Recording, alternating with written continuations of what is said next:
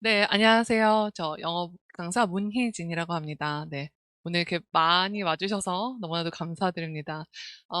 저는, 일단 간략하게 제 소개를 조금 하자면, 2021학년도에 전국에 수능 만점자가 3명 있었을 때, 그때 이제 제 수업에 한 명 있었죠. 단대부고 졸업생. 그 친구가 이제 저랑 3년 동안 수업을 했던 친구거든요. 그리고 재작년에 이제 졸업했던 수업 중에 숙명여고 상위권 애들 수업을 했었는데 그 수업에서 서울의대 2명, 카대의대 1명, 이대의대 2명이 갔었어요. 그래서 일단 저는 고등 과정에 있어서 좀 자신은 있습니다. 그리고 오늘 제가 말씀드리고 싶은 거는 오늘 너무 잘 오셨다. 사실은 지금 이 중3의 이 시기가 너무나도 중요한 시기거든요. 그래서 오늘 이 제가 당장에 그 코앞에 있는 뭐 문법 특강이나 이런 수업이 아니라 제가 연간 내년에 고입 전까지 어떤 흐름을 끌고 가셔야 하는지를 좀 분명하게 설명드리고자 합니다. 네, 자, 그러면 제가 여기 제목에서 제일 강조하고 싶은 부분이 문해력입니다. 이 부분을 중간중간에 제가 강조하면서 설명을 드리겠습니다. 자, 일단 먼저 앞부분은 중등과 고등에 어떤 큰 차이들이 있는지에 대해서 제가 설명을 드리고자 합니다. 제가 오늘 이 설명회를 위해서 또 브로셔를 준비를 했는데요. 네, 이 안에 내용은 다 비슷하게 동일하게 다 들어가 있으니까 네, 참고하시면 될 것 같고요. 일단 중등 영어, 고등 영어 차이를 크게 보면 평가 범위나 이 기존의 중등에서는 교과서나 프린트 중심, 배운 내용에서만 주로 나온다면 고등은 정말 분량이 많죠. 교과서 외에도 사실 비중이 부교재, 모의고사, 프린트, 어휘책 다양하게 나오고요. 지문 변형, 그 다음에 범위 외 출제까지 어마어마합니다. 그다음에 두 번째 난이도 같은 경우는 쉬운 문제였죠, 중등 때는. 근데 고등은 고난도 문제가 많이 들어가고, 참고로 이제 이게 페이지 수가 보통 어떤 최대로 많이 나온 학교 같은 경우는 50분 동안 16페이지를 풀어야 돼요. 근데 문제는 그 안에 서술형까지 포함되어 있죠. 그래서 제가 뒤에 샘플을 보여드릴 건데 문제가 엄청 길어요. 그래서 주어진 시간 내에 풀기가 어렵죠. 그리고 평가 방식은 중등은 절대평가였고 A등급 이상이 이제 이 인근 학교 같은 경우는 보통 한 30%에서 많이 나오면 40%까지도 나오죠. 근데 고등은 지금 현재 이제 올해 입학한 학생들부터 5등급제여서 1등급은 10% 안에 이제 들어가야 되고요. 문제는 이게 9등급제에서 5등급제로 바뀌었을 때 일단 기존의 9등급제에서는 1등급이 4%였거든요. 그럼 그거에 비해서 수월해졌네 이렇게 생각하실 수도 있겠죠. 근데 문제는 반드시 이제 1등급 안에 들어가야 합니다. 그렇지 않으면 사실 인서울에서 상위권 이상의 학교들을 쓰기가 거의 불가능하다고 봐야겠죠. 그다음에 마지막 학습량 같은 경우는 중등은 이제 단기간에 내신 벼락치기나 이런 게 가능했다면 고등은 불가능합니다. 단호하게 말씀드리지만 단기간에 불가능합니다. 그래서 기존에 어떤 했던 어떤 본인의 역량, 그 깊이 있게 공부했던 어떤 그런 패턴들이 바탕이 되어야만이 승산이 있고요. 단수 남기 절대 불가능하고요. 독해 출연 능력이나 서술형 영작 이런 데서 고난도 문제가 나오고 거기에서 이제 변별력이 생기죠. 자, 그러면 이제 고등 영어 차원이 다르죠. 이제 저희가 우리나라 교육과정상 중등이랑 고등의 갭 차이가 너무 심해가지고 그 시험 범위 같은 경우는 분량이 최대 10배 이상도 나고요. 그렇기 때문에 이 부분이 반드시 명심하시고 이 올해 1년 동안 그거를 염두하고 공부의 어떤 깊이와 넓이를 늘려가야 합니다. 첫째는 이제 실력 격차 본격화가 되는데요. 중등에서 이제 크게 두 부류예요. 이게 고등 1학년 딱 올라가면 내신 위주로만 착실하게 공부했던 애들은 이제 고등에서 갭 차이가 크게 느껴지죠. 그래서 내가 그래도 중등 때 A는 나왔는데 근데 이제 그게 의미가 없게 돼요. 이를테면 아까 앞에서 제가 절대평가 30%를 말씀드렸는데 중등에서 만약에 본인이 90점, 91점을 맞아가지고 A를 유지했었어. 그러면 고등학교 가면요. 그게 이제 2등급, 3등급 때 점수가 나오는 거죠. 그건 너무 팩트죠. 갑자기 왜 떨어졌지? 그게 아니라 너무 당연한 결과인 거예요. 3, 4등급, 2, 3등급 나오는 거는. 그래서 그런 부분들을 일단 계산을 하셔야겠고, 그다음에 이제 심화학습을 했던 최상위권. 그러니까 이거를 넘어서서 중등의 내신에만 포커스를 두는 게 아니라 좀 멀리 내다보고 독해도 영작도 이런 것들을 폭넓게 공부한 학생들은 이제 상위권을 차고 올라갈 수가 있겠죠. 두 번째는 이제 누적 학습량이 이제 성적을 실력도 결정하게 되고요. 이제 마지막은 이게 제가 제일 중요하게 생각하는 포인트 중에 하나인데, 비효율적인 학습 습관들이 이제 큰 걸림돌이 돼요. 예를 들어서 아이들한테 너네 외워왔어? 외워왔대요. 테스트 보자. 그럼 거의 못 쓰는 경우가 다반사거든요. 문제는 뭐냐면 아이들이 암기랑 이해를 혼돈해요. 그러니까 본인들이 눈으로 보고 나 이거 이해했는데 그래도 한번 써봤는데 이 정도를 본인들이 확실히 숙지하고 암기했다라고 착각하죠. 그래서 확실하게 내 것이 되는 그 과정이 정말 정말 중요합니다. 그 훈련이 지금부터 확실하게 돼야 되는 게 중요하고요. 시간 활용이 미숙한 부분, 좀 늘어지고, 같은 10문제를 한다고 했을 때 어떤 날은 1시간, 어떤 날은 3시간, 어떤 날은 30분. 그러니까 이런 시간 컨트롤을 정말 잘 훈련하는 연습 또한 올해 중3 기간 동안에 반드시 해야 합니다. 네, 마지막은 올바른 학습법이죠. 제가 뒤에서 또 말씀드릴 거지만 독해나 이런 공부를 할 때 영어를 자꾸 해석을 다 써가면서 공부하는 친구들, 끊어읽기를 너무 많이 하는 친구들, 모든 문장에 밑줄을 쳐가면서 읽는 친구들 다 안 됩니다. 지양해야 되는 습관이죠. 그래서 그런 것들을 반드시 명심하시고 올해 이제 학습 습관이나 방향을 맞춰 가셔야 됩니다. 그래서 차이를 만드는 학습 전략이 반드시 필요하죠. 자, 그러면 고등 과정 대비의 중요성. 왜 이제 이 중3 시기가 정말 중요하냐. 학습의 골든타임이죠. 가장 고등 들어가기 전에 그나마 시간이 많이 확보될 수 있는 시기죠. 그래서 지금은 좀 플러스 1, 플러스 2까지 내다보시고 공부를 해야 되는 거고요. 배정될 학교 상관없이 탄탄한 기반 학습을 할 수 있습니다. 영어 같은 경우는 지금 당장 어느 학교 내신을 타겟팅으로 공부한다, 그거는 무용지물입니다. 그래서 일단 저반을 다 넓히는 그런 연습을 공부를 하셔야겠고, 사실 어떤 학교든 제가 이 인근의 모든 학교들 내신을 다 해봤고 다 알아요, 스타일을. 근데 어떤 학교도 특이하다, 너무 뭐 벗어나 있다, 이런 학교는 없습니다. 다 비슷합니다. 그렇기 때문에 그런 것들의 학습을 집중하셔야겠고, 그다음에 고등과 중등의 차이를 빨리 습득해야 되고, 파악을 해야겠고, 그다음에 어휘력, 독해력 향상이 가장 중요합니다.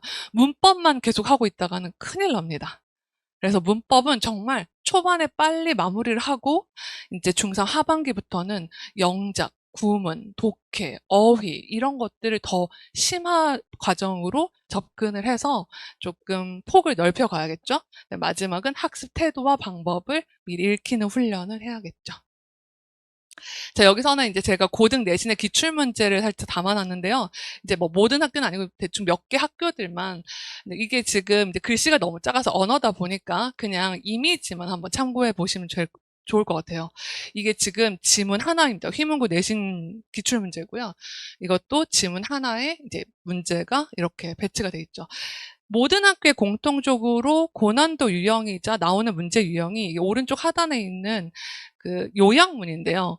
이거를 이제 뭐 지문을 주고 여기 지문 끝부분에 이제 지문에 관련된 요약문을 주어진 조건에 맞춰서 영작을 하는 거고요. 이 영작 문제가 가장 시간이 오래 걸리고 까다롭습니다. 그래서 이런 구문을 통한 어떤 영작, 단순히 한국어 해석을 주고 단어를 배워라는 그 영작을 넘어서서 지문을 요약하고 그 파악하는 그런 훈련을 반드시 해야 합니다. 네. 이거는 이제 숙명여고 기출문제고요. 어마어마하죠. 이게 지금 선지가 여기서부터 여기까지입니다. 제가 지금 이 샘플을 보여드리는 이유는 그냥 문법이 아니고요. 독해가 돼야 돼요. 그러니까 리딩을 빠르게 파악하면서 빠르게 읽어내려가는 훈련이 되어야 이런 긴 선지도 읽어갈 수 있겠죠. 지문 자체는 시험 범위에 있는 지문이에요. 근데 선지는 처음 보는 거잖아요. 그럼 이거를 빠르게 읽고 글을 바탕으로 추론할 수 있는 거 없는 거 틀린 거 맞는 걸 골라내야겠죠. 결국 독해력입니다. 결국 문해력이고요. 네. 이거는 대원외고 시험지고요. 마찬가지로 다 독해 중심의 내용들이 많이 출제되고 있습니다. 네. 자, 그럼 모의고사를 간략하게 또 설명을 드리면, 왼쪽은 고1 시험지고 오른쪽은 고3 시험지인데요. 이게 대충 이미지를 보셨을 때 확실히 고3 시험지는 여백이 이제 적죠. 참고로 고1 내신의 난이도는요, 고1 모의고사보다 훨씬 어렵습니다. 그리고 실제로 학교에서 채택하는 부교재도 고1 수준의 부교재를 선택하지 않습니다. 그래서 단순히 우리 애가 지금 고1 모의고사 풀면 뭐 몇 개 안 틀리는데 이거는 죄송하지만 의미가 없습니다. 네. 그래서 고2 들어가기 전에 고1부터 고3까지 다양한 난이도를 섭렵해야 하는 게 또 중요한 포인트입니다.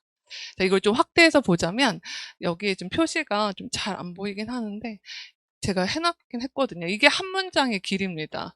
고1 모의고사는요. 근데 고3은 이게 한 문장입니다. 그러면 이 긴 한 문장을 어떻게 해결을 할 거냐? 이거를 이제 미리 연습을 해야겠죠.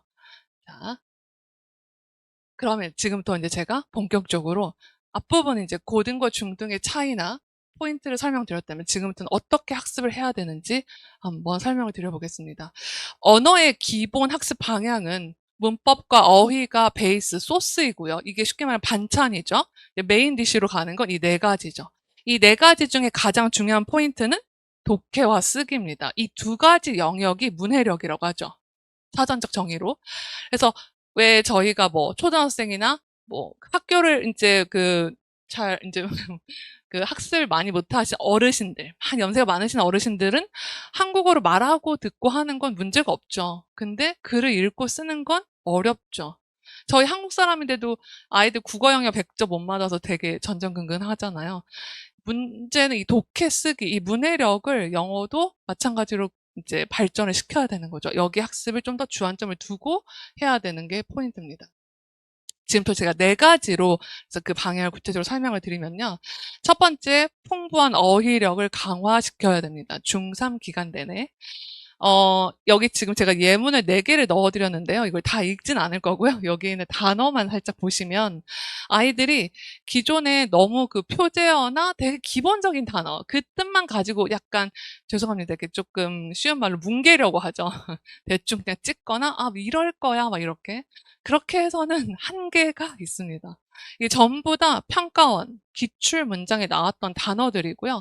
마찬가지로 내신에도 이렇게 나옵니다. 저희가 쉽게 알고 있는 뭐 어펙트를 영향을 주다 이렇게 하면 틀리고요. 감정이란 뜻으로도 알고 있어야 되는.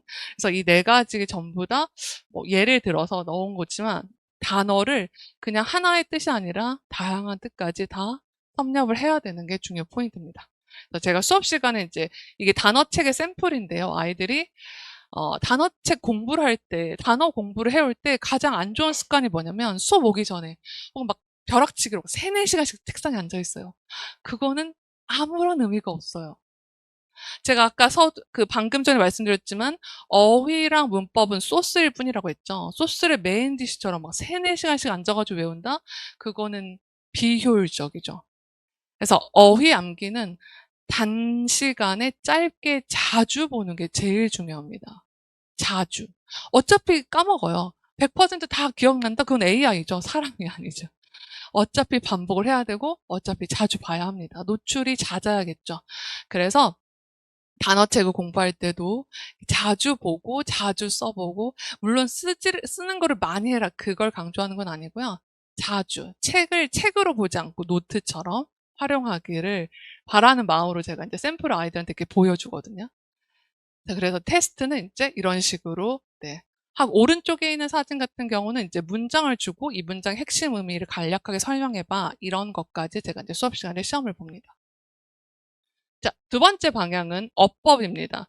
제가 어법을 가르칠 때, 이거는 제 방향이기 때문에 저는 1, 2, 3, 4, 5 형식을 지향하고 아이들한테 최대한 실전에 활용할 수 있는 품사의 가장 중요한 개념을 가지고만 설명합니다. 사실은 언어는 모든 언어에 있는 기본 개념은 품사고요. 어떤 유명한 언어학자가 말했는데 그 나라의 품사를 알면 그 나라 언어의 80%를 이해한다라고 얘기했거든요. 그래서 품사를 가지고 웬만한 문법은 다 해결이 가능합니다. 그래서 품사의 기본 개념만 가지고 이제 활용하는 연습을 하고요. 그래서 제가 이제 네이밍을 품사로 이해하고 근거로 완성한다 이렇게 했거든요. 네, 최근에 제가 이제 종강한 그 수업에서 어떤 어머님께서 그 얘기를 하시더라고요. 근거 찾고 명확하게 답을 찾아내는 훈련이 돼서 너무 좋았다고. 그래서 이렇게 아이들이 근거를 다 찾아가지고 공부를 하는 습관이 매우 매우 중요합니다. 자, 세 번째는 구문 학습으로 문장 구조 이해와 영작 실력을 향상시키는 건데요. 이게 지금 문장이 되게 이 세 줄이 하나의 문장이거든요.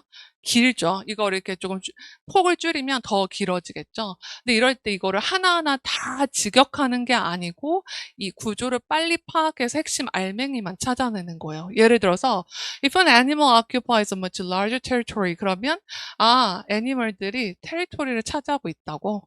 larger territory 차지하고 있다고. 그리고 된 뒤에는 굳이 중요하지 않죠. 그러니까 이런 거는 빨리 읽어서 스킵하고 그럴 때 어떻게 하느냐. trotting. from A to B. 트로트가 바쁘게 왔다 갔다 하다는 표현이거든요. 근데 이거를 from A to B를 다 막 from A to B 이렇게 다 끊어 읽거나 이럴 시간이 없어요. 그래서 그러기보다는 알맹이만 large territory를 차지하고 있을 때 trotting 하는 건 wasteful, 낭비적인 거구나.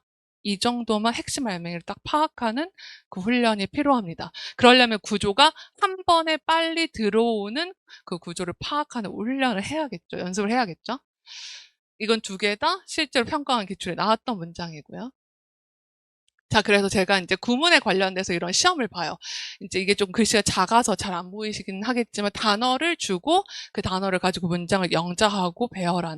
그래서 이게 내신에 너무너무 중요한 훈련이죠. 제 최근에 했던 예비고일 특강 종강할 때 어떤 학생이 종강한 후에 이제 그 세화고를 입학했는데 그 입학 테스트를 봤는데 영어 전교 1등을 한 거예요. 본인이 이제 너무 좋아가지고 연락이 왔었어요. 그러니까 이렇게 구문 영작했던 훈련이 너무 도움이 많이 됐다고. 이제는 딱 주어진 조건만 봐도 이게 구문이 딱 생각이 난다고 그렇게 얘기를 하는 거예요. 그래서 이 영작 훈련을 저희가 12주 동안 했었거든요. 정말 정말 중요합니다.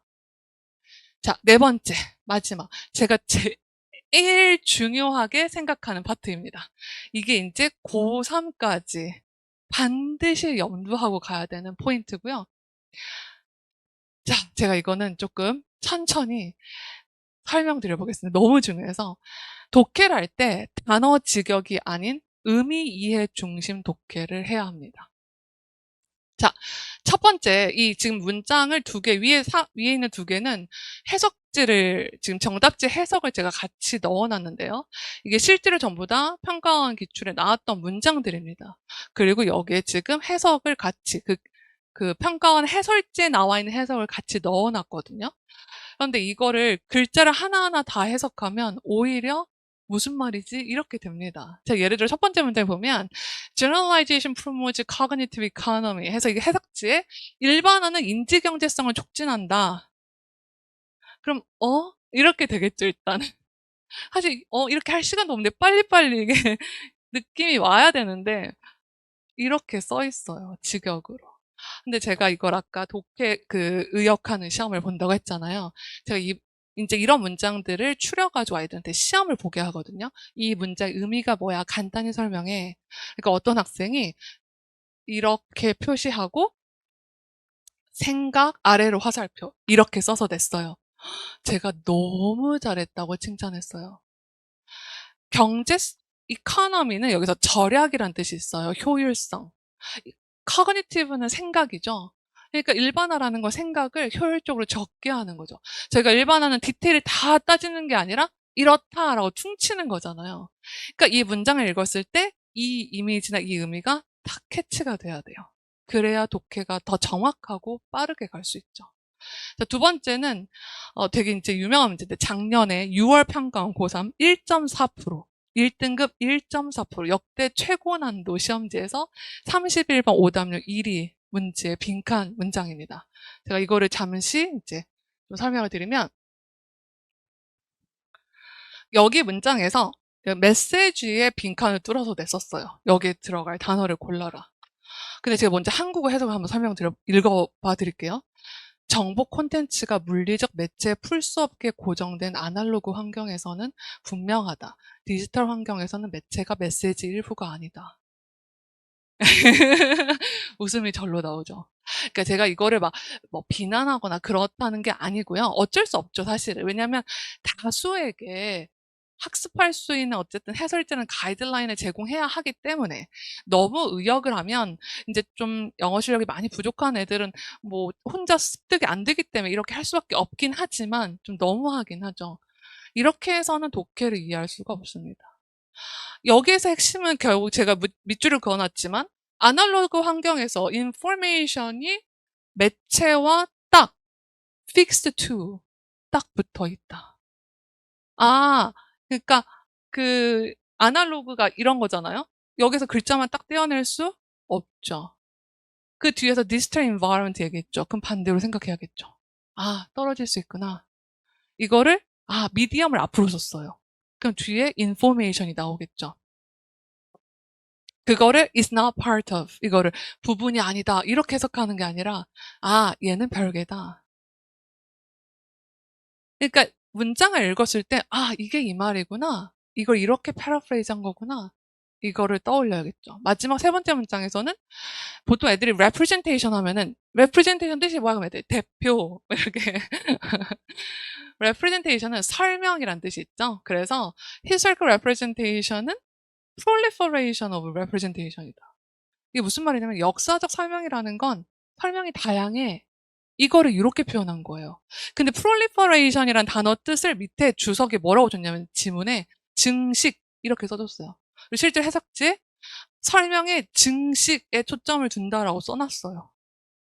근데 여기서 historical representation은 해석이 다양하다는 걸 proliferation, 그 다음 해석이 다양하다는 걸 varied, 마지막 해석이 다양하다는 걸 explosion, 이렇게 계속 바꿔가고 있죠, 표현을. 그러니까 우리는 독해를 할 때 뭘 해야 되는 거냐면 해석지를 펼쳐놓고 좌우 혹은 해석을 다 열심히 쓰고 직독직해를 하고 이게 아니고요. 글을 읽어야 됩니다. 여기서 이 말이 이런 뉘앙스고 이런 뉘앙스고 그래서 이게 답이구나. 이거를 따라가는 훈련이 반드시 지금 있어야 합니다. 네. 자, 그래서 독해라는 것은 사실은 제가 이제 이걸 사전적 정의를 찾아봤는데 단순한 정보의 나열이 아니라 그 정보를 토대로 깊이 있는 이해를 하는 것이다. 이게 독해입니다. 그래서 저희는 독해를 너무 우다다다다 이렇게 하지 않는 습관을 꼭 만들어 가야 합니다.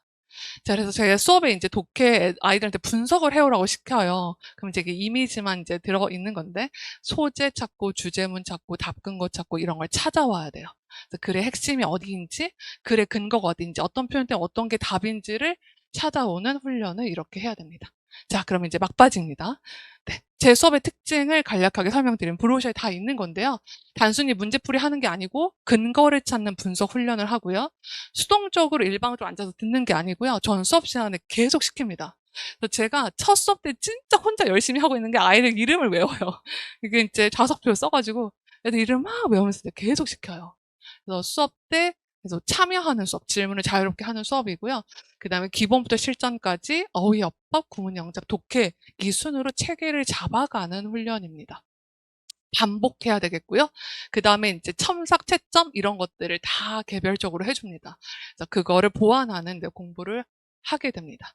제가 이제 오늘 제일 중점적으로 말씀드리고 싶은 게 이겁니다. 그러니까 중3 때 여러 가지 이제 걱정도 되시고 고민도 많으시고 정보도 너무 넘쳐나고 사실은 그렇죠. 그러다 보니까 이제 선택에 있어서 많은 시행착오도 할 수도 있고 아니면 이걸 해야 되나 저걸 해야 되나 이런 고민이 있잖아요. 제가 아까 언어의 방향이 뭐라고 했죠? 어휘 문법에서 문해력으로 가는 거라고 그랬죠. 그러니까 제 수업의 방향은 먼저 어법과 구문의 기본을 다지고 그 다음에 영작의 독해를 활용을 하고 반대로 마지막 파트는 독해에 더 중점을 두고 영작은 그 독해를 가지고 하는 겁니다. 그래서 큰 커리큘럼이 이런 식으로 고입 전 내년 1월까지 이 순서대로 쭉 커리큘럼이 흘러가고요. 그래서 시즌 1에는 이제 grammar and vocab가 핵심이고 시즌 2에서는 structured writing, 아까 단어를 주고 영작하거나 구문을 보고 영작을 하는 그런 패턴이고요. 리딩에 분석하는 훈련, 그러니까 아까 소재, 주제 이런 훈련을 가르쳐주는 수업이고요.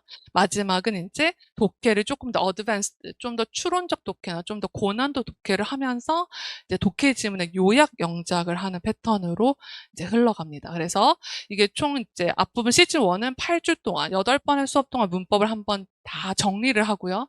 문법은 사실 길게 할 필요가 없어요. 문법을 가지고 독해를 하고 영작을 하는 게 중요한 거지 문법이 메인이 아니기 때문에 문법을 간략하게 끝내고 그 다음에 이제 그거를 뒤에 시즌에 이어서 가는 겁니다.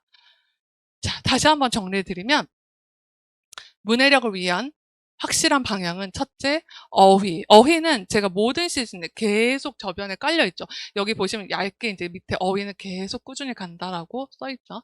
그래서 어휘 강화시켜야 되겠고, 품사로 이해하고 근거를 확실히 찾아가는 그런 어법 훈련을 해야 되고, 그다음에 구문 학습, 문장 구조 이해랑 영작 실력 이런 것들을 반드시 향상시켜 나가야 되고, 마지막은 의미 이해 중심의 독해 훈련을 해야 합니다.